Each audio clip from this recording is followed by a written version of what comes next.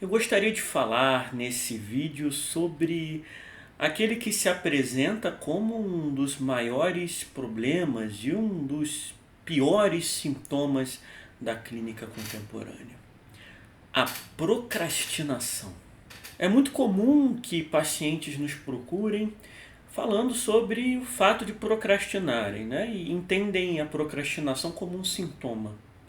Então elas se sentem culpadas, né? E nos procuram e procuram na análise um modo de tentar não procrastinar.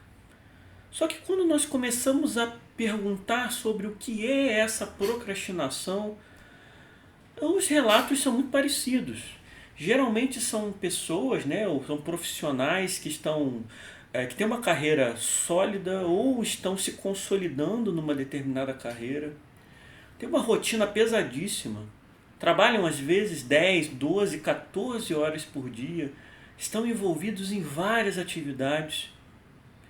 E ainda assim, todo o tempo que lhes resta, onde eles podem dar vazão ao desejo, algum desejo que vá além do trabalho, eles se sentem então culpados por não utilizar aquele tempo livre para continuar a trabalhar, para continuar a produzir. Isso me parece que está muito relacionado a uma certa visão de homem e a uma certa visão de tempo que nasce com o capitalismo, evidentemente. Time is money, né? Tempo e dinheiro. Tempo é dinheiro, né? Já dizia lá Benjamin Franklin.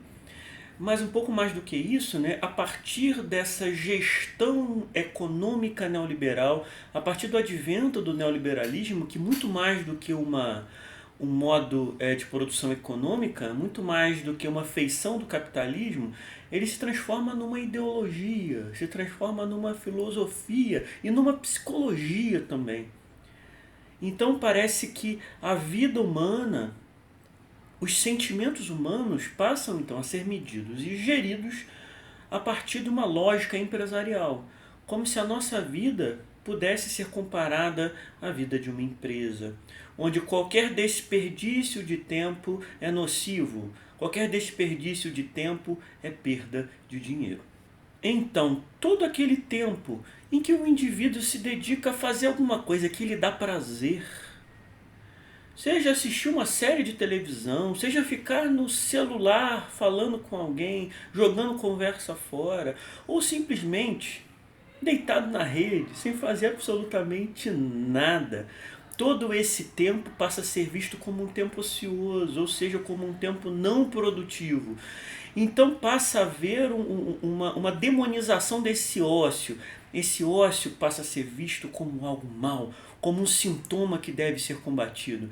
E as pessoas então passam a se sentir culpadas por supostamente se entregarem a sua alma a este demônio, que vão chamar então de procrastinação.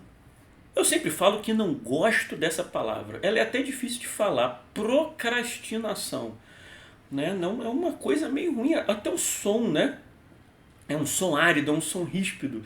Não pode ser uma coisa boa. Mas eu gostaria de propor uma nova forma de olhar para a procrastinação. Às vezes, a procrastinação é simplesmente uma expressão do ócio necessário para que o desejo possa se encontrar com o seu objeto, para que o desejo se manifeste e, fundamentalmente, para que o indivíduo tenha algum tipo de prazer.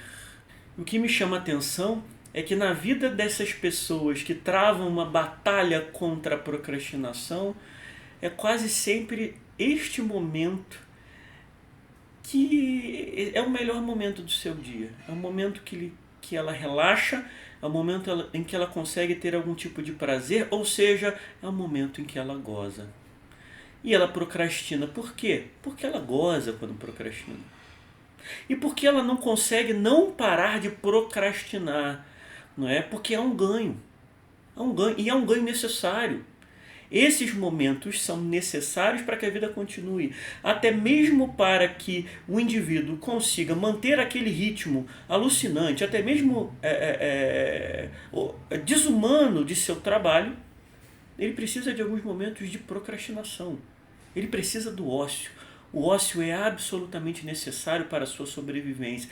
Ele precisa de um pouco de gozo na sua vida. Quando o indivíduo procrastina e se entrega gozosamente à procrastinação, ele descobre que não é uma máquina.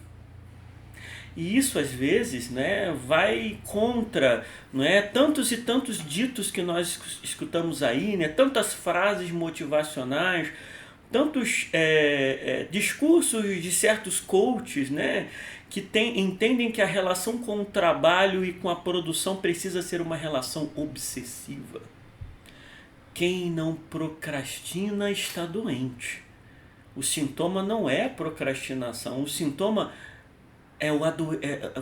de adoecimento é a ausência da procrastinação. Quem não procrastina jamais é um obsessivo. E a obsessão é um sintoma, é uma forma de se relacionar. E já dizia o velho Freud, a obsessão é um sintoma da angústia. O indivíduo se relaciona obsessivamente com as coisas para se livrar de uma angústia primordial, de uma angústia anterior. Então, diante disso tudo, eu te faço uma proposta. Não há como ser feliz sem que você tenha uma conexão com o seu desejo, sem que você vivencie o seu desejo, sem que você se reconcilie com o seu desejo. E o gozo faz parte desta relação.